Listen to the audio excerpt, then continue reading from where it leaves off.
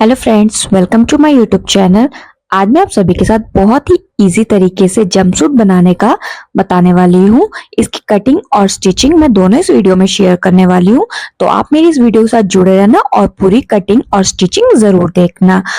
तो सबसे पहले यहाँ पे मैंने जो ये फैब्रिक लिया है, ये मैंने एक स्कूल यूनिफॉर्म बनाई थी किसी लड़की की, तो उसमें से कुछ पीसेस बचे हुए थे जो मेरे पास रखे हुए थे।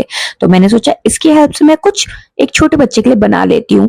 जो ये मैं ड्रेस बनाऊंगी वो आपकी 6 मंथ टू 1 ईयर के बच्चे को आराम से आ जाएगी। तो आप ऐसे ही बचे हुए कपड़े से नया नया आइडियाज लेके मुझसे आप बहुत अच्छी ड्रेसेस बना सकते हैं। सबसे पहले मैंने यहाँ पे मेजरमेंट ले लिया। मेजरमेंट के लिए मैंने यहाँ पे उसके शोल्डर और आर्म होल ले लिए हैं।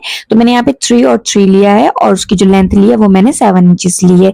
यहाँ पे मैंने ट्राउजर की जो लेंथ ली है वो 12 इंचेस ली है और उसका क्रोच एरिया मैंने 7 इंचेस लिया है।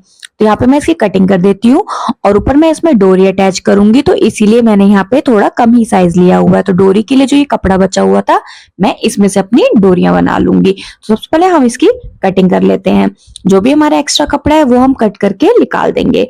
तो इसकी कटिंग हमने आर्म होल से लेके हमने नीचे तक अपने टॉप की कटिंग कर ली है। जो हमारा अपर पार्ट है जो हमारे लोअर पार्ट के साथ अटैच होएगा, तो उसकी हम कटिंग पूरे अच्छे से कर लेते हैं। फ्रेंड्स, जब तक मैं कटिंग कर रही हूँ आप मेरे चैनल को जल्दी जल्दी सब्सक्राइब कर दो, ताकि मैं आपके साथ और नई नई वीडियो शेयर कर सकूं। बहुत ही इजी तरीके से कोई भी नई ड्रेसेस लेकर आ सकूं, नए नए अपडेट। और आप भी मुझे कमेंट करके बता सकते हैं कि आप मुझसे क्या सीखना चाहते हैं, आपको कैसी कैसी ड्रेसेस चाहिए। मैं हर एक टाइप की ड्रेसेस आपके साथ शेयर कर सकती हूँ। तो यहाँ पे मैंने अपनी कटिंग जो है वो पूरी कर ली। अब हम इसको सिलते हैं। तो सबसे पहले हम क्रॉच एरिया सिलेंगे अपने लोअर पार्ट का। तो यहाँ पे मशीन पे आ चुके हैं।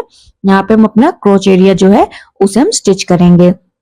तो क्रॉच एरिया स्टिच करने के बाद हमें क्या करना है, जो इसकी दोनों साइड से हम उसे भी स्टिच कर लेंगे। तो यहाँ पे हमने दोनों साइड को डबल डबल सिलाइयां करते हुए यहाँ पे हम स्टिच कर लेंगे।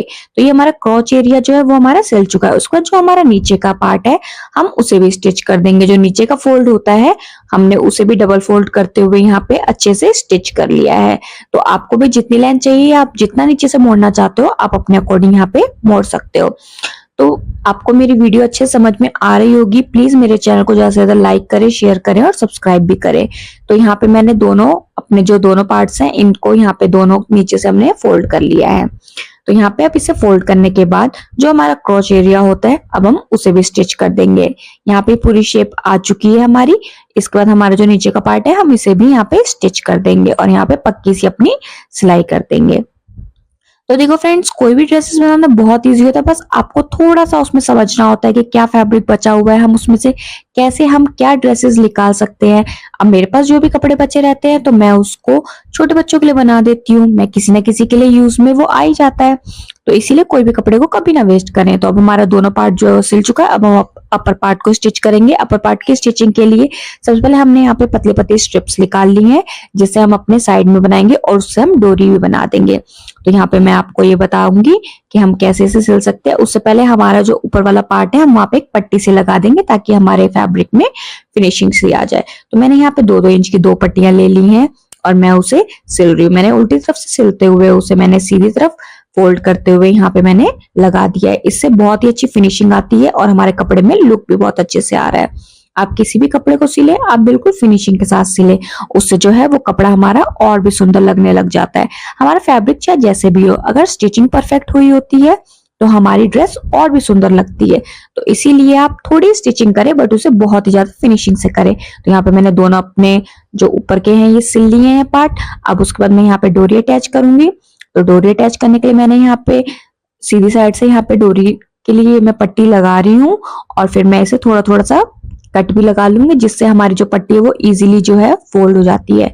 तो यहाँ पे हम बिल्कुल छोटा छोटा सा हम कट लगा लेते हैं। हमें हमेशा सिलाइयों को बचाना होता है कि हमारी सिलाई ना खराब हो। तो यहाँ पे मैं छोटा छोटा सा कट लगा लेती हूँ। कट लगाने के बाद मैं बिल्कुल पतले से पतली यहाँ पे पट्टी को फोल्ड करूंगी, ताकि हमारी वो बांधने के बाद मोटी ना रहे और बिल्कुल इजीली बंद भी जाए और अच्छी भी लगे वो देखने में। तो यहाँ पे मैंने बिल्कुल पतला पतला करते हुए यहाँ पे मैं पट्टियों को मोड़ रही हूँ और मेरे जो पूरे आर्म होल है मैं उसे भी फिनिशिंग के साथ यहाँ पे बना रही हूँ और पट्टी को पूरा मैंने यहाँ पे पलट दिया है।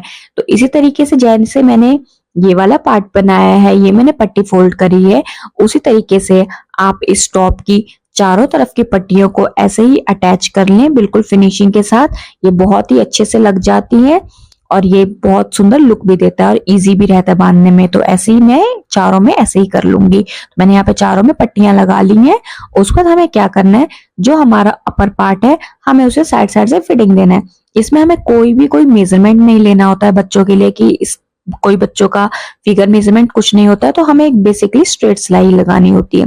तो मैंने यहाँ पे दोनों तरफ से सिलाइयां लगा ली हैं और मैंने उसे पक्का कर लिया है। साइड की स्टिचिंग करने के बाद हमें क्या करना है, जो हमारा लोअर पार्ट था अब हम उसे वहां पे ज्वाइंट करेंगे अपर पार्ट के साथ। तो मैंने यहाँ पे लोअर पार्ट और अपर पार्ट ले लिया है। दोनों ही मेरे उल्टे रखे हुए हैं फैब्रिक, और मैं इन दोनों को ही उल्टी तरफ रखते हुए अटैच कर रही हूँ।